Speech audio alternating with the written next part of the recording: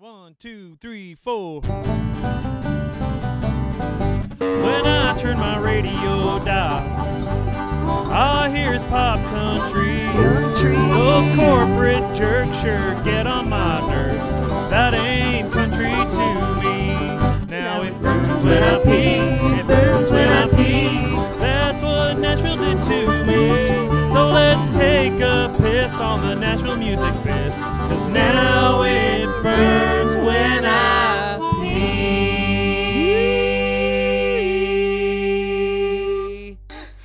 All right, folks, welcome to another in-studio episode of A Burns When I Pee. The difference is we are at the arena backstage with Leroy Virgil from Hellbound Glory. Good to see you. My new stage name is Scumdog. And, it's with two G's. Two G's. Dog. But we're here in Bloomington, Illinois, and Hellbound Glory is on tour with Kid Rock and KR, as I call him. KR. Oh, you're on that kind of basis now, right? With him. Not really. But one of the first questions, for a band Hellbound Glory to be on tour with a large arena tour is not only big for you guys, but also kind of big for our genre of music. Our scene music community. Are these some of the biggest crowds you've personally played in front of? Oh yeah, it's I'd say it's at least a lot of these crowds are at least twice as big as some of the biggest crowds I've played for. They're getting 10,000 people in here a night. Right. So you obviously you and Zeke have been playing a lot of 2 or 3 piece gigs. Well, Rico. Zeke's back home. I'm sorry. No biggie. No. You and Rico have been playing a lot of. We miss Zeke though. Zeke might come back. He's homesteading down in Arizona with his little woman, but he might be back. But it's totally different now. You have a 5-piece band. What is that like as an artist to have such a bigger, fuller sound? It's awesome. It's you go from just playing that bass drum and just having an acoustic guitar and a stand-up bass and just building it up. I'm not saying that I won't ever go back to doing that smaller, more stripped down setup, but it's been pretty freaking awesome just to strum a couple chords through a giant PA and just hear it all over. Through and hopefully we could keep this lineup going even after this tour's over. I know we're gonna head home and take a little bit of a break, but we're all talking and we might continue and bring this our arena band out to the clubs. That was awesome. And just blow people's fucking minds. Being an opening act, you have about 30 minutes to play. For having the Hellbound catalog that you guys have of songs, how do you go about picking out the songs that you guys play? Let me see. What songs am I playing? Yeah, I get I like to do a lot of new material, so we're just whatever works the best and whatever has the most thumping beat is what we've been going with. We've been playing we've been doing a Hank Jr. cover. I've been doing a new song. A lot of new material. I think the only songs we do off our records are Another Bender Might Break Me and Hank Williams records we've been doing. But other than that, it's mostly new material that I kind of wrote just for this setup. Okay. Or didn't write for this setup, but I thought it would work best with this setup. And how have you guys been received with this is a completely different fan base? How has Hellbound Glory been received? Great. We haven't been booed once. That's a good start. We've every night people have been coming out and we go up after the show and we sit in front of a little banner we got and we sign pictures and we talk with people and meet people and the response has been awesome. People who like Kid Rock, I find they're not into a particular genre or a scene or anything. They just they like music or they just they're just normal working people who want to hear something and have a good time and want to hear something that's got a good beat to it. So I think we've been doing fucking great. I think we got one bad review and the guy said we cursed too much or just said something and fuck you. Right.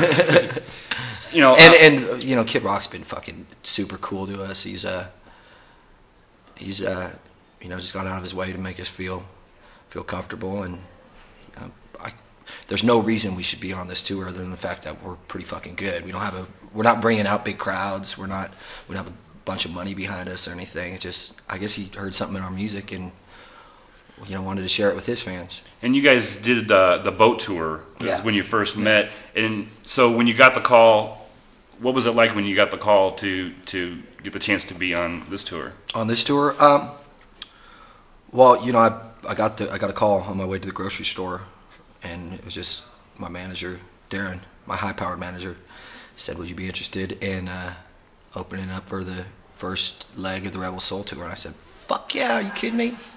How many dates have you guys played, or how many total is it for your guys' run? The run that we're on is 29 days. And in your opinion, dates, 29 gigs. In your opinion, I mean, how do you see this as a positive? Not like I said, not only for Hellbound Glory, but for the Roots Underground or whatever label you want to put. Do you see that as a big step forward for everybody by you guys making this milestone? I sure hope so. I hope I'm hoping that everyone else's milestones help us too. It's a sort of thing where the rising tide lifts all ships. Right. And hopefully someone here listens to us and goes and checks out some other cool bands like Filthy Still or Bob Wayne or Jake Orvis. Jake Orvis and Liz and Jared all came out the other night and caught the show. Awesome. And we saw them in Springfield not too long ago. So yeah, they seem like they're doing great. I hope. I'm a sort of person, I root for everybody. I try not to, have too much negative to say about anything or anyone. But I hope it's good. I hope it works out for everyone. I hope everyone gets to the point where they're drawing bigger crowds and being able to put food on the table and do whatever it takes to continue playing music. So you guys have launched Bender Broadcast. Can you tell us what that's about? We've just been recording stuff from out on the road, just whatever kind of suits my fancy, whatever I want to record. Whether it be new material or old material, or I just wanted a way to kind of get more music out there, and I was trying to get Rico to have a bigger part in it, to do some more jokes and stuff like that, but he's just too lazy to fucking even do fun shit. So I'm like, oh no, Hellbound Glory is about to be a bigger podcast than IBWIP in the long run. I'm going to work on it. There you go. Maybe someday you'll have me on, right? So, what I noticed, the logo and, the T-shirts for the tour and stuff, you have the bright hunter orange. Yeah. How did that decide come up? It's completely, it's almost like a dream come true for me, because orange has been my favorite color since I was a little kid. I was the only kid in grade school whose favorite color was orange. And my cousin Virginia will tell you, I was obsessed with orange, and my towel had to be orange, like orange clothes, everything orange. Orange is my favorite fruit. Orange, everything orange. And so, I don't know, there's a line in one of my new songs where I say, "I fly a blaze orange sign way up high in the sky." And then my high-powered manager said, "Well, hey, let's use this orange thing. See if we can get people wearing some orange out in the crowd." And every night there'll be little pockets of people wearing orange and stuff like that. That's awesome. So it's cool. Orange. You can be seen even if they're in the crowd. It's got to be kind of nice in the crowd. You can see that orange. You know what I mean? So it kind of you get their fan base and stuff. So, how has life changed? Is life any different prior to this tour for you? I haven't noticed. I mean, I'm just playing bigger places. I'm doing the same thing I've always done, just being out on the road and traveling. I've been eating really good. I've been eating good. That says something. They got some good food up in here. Some good catering. I made friends with all the caterers, and they've had the same people traveling with us for about the last... Well, the first couple of days were done by some different people, and then for the last month and a half, they've had the same people catering. So I made friends with all them and get to go up and eat whatever. Like today, sometimes I have steak, lots of fish, coffee, vitamins. There you go. Water, pop, pop, and what else? Juice, salad. Yeah, made in the shade compared to yeah. I mean, at least I'm eating good. You're not eating McDonald's and no, which has been cool. It's been good. A lot of doors have been opening. We went and recorded some stuff in Nashville in a big studio, not affiliated with any sort of Nashville people. It's actually a guy from up in from out west who has a place out in Nashville. Went and recorded a song, and we didn't have to put any money up for it. That's helpful. That's helpful. Very helpful. So I don't know. I'm like just too busy working to notice any big changes. You know. That's a good thing when you're busy working. Just focused on work and writing and music, and I really curbed a lot of my bad habits I had. You know, I haven't been drinking much. It helps being out of the bar environment's helped me a little bit, just because I'm, you know, I could just sit and play guitar, you know, just go for a walk. So I've curbed my drinking, and we've been so broke I haven't been able to afford pot, so I've curbed a lot of that too. The last time you were on was in November of 2011, right before Bastard Child came out. Yeah. What does Hellbound Glory have in store for a new album, kind of time frame, possibly? I'm still working on it. I did some sessions with Shooter out in Nashville, and then some sessions in Reno, and some of the stuff turned out good. But I'm not gonna put anything out until I'm happy with it. You know, I'm not gonna let any sort of time constraints or money constraints fuck with my mojo. You know, if it comes down to it, I'll just continue doing my broadcasts and putting out songs here and there. But when I put out the album, I want it to be special. You know. Still planning that tour in France? One of these days. One of these days. That will be a dream of mine. Go back to France. The last time we talked. Go and piss my people off. Last time we talked in Riverton, that's what we were talking about. Is you were super, you know, focused. Yeah. You were like, well, I told my manager, I said, France. I want to go to France. A lot of good food there too. So you guys are going to be playing Moonrunner Fest at the end of April. I guess one of the questions I had too is, you know, you spent a couple months out on the road playing these big arenas. Do you kind of long still for that intimate bar scene? Oh, yeah. I mean, because there's a big difference, there's a big disconnect. But I know.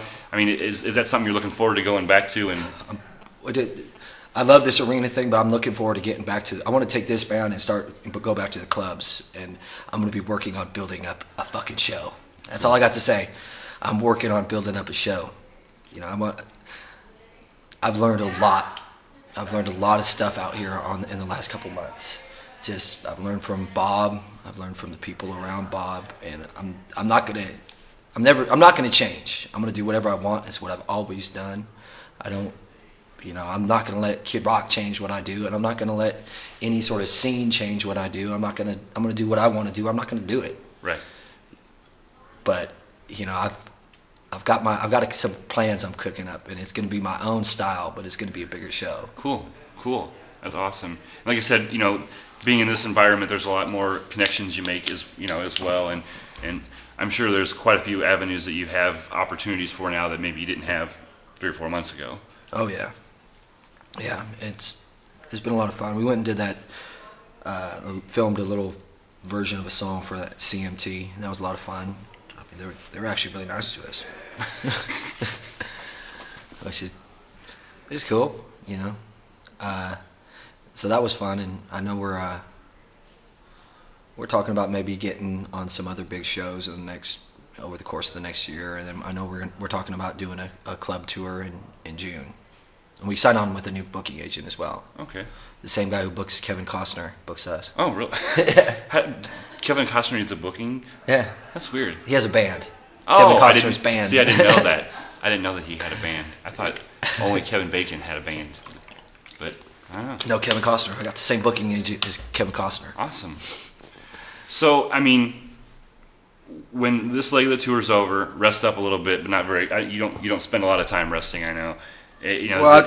My books are pretty clear, so I have to get back to California and make some money.